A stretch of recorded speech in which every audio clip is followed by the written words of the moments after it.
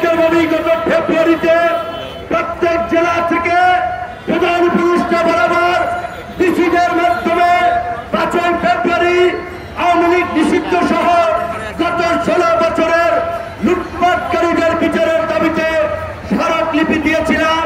কিন্তু গত এই 8 মাসের ব্যবধানে আমরা দেখতে পেলাম আওয়ামী লীগ নিষিদ্ধের প্রশ্নে সরকারের নমনীয় নীতি, এমনকি আন্তর্জাতিক ব্যবস্থায় সরকার আওয়ামী লীগ নিষিদ্ধের পর থেকে সরে আসছে আমাদের কাছে মনে হচ্ছে। আপনারা ধন্যবাদ হবেন আমাদের 3 জন উপদেষ্টা আমেরিকান এম্বাসিতে গিয়ে মিটিং করে আমরা মাহফুজ সহ ওই 3 জন উপদেষ্টার কাছে জানতে চাই আমেরিকান এম্বাসিতে আপনাদের কি মিটিং হয়েছিল।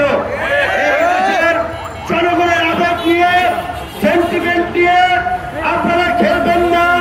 অন্তর্বর্তীকালীন সরকারকে আমরা পরিষ্কারভাবে জানিয়ে দিতে চাই অনতিবিলম্বে আওয়ামী লীগকে নিষিদ্ধ করে প্রজ্ঞাপন জারি করতে হবে।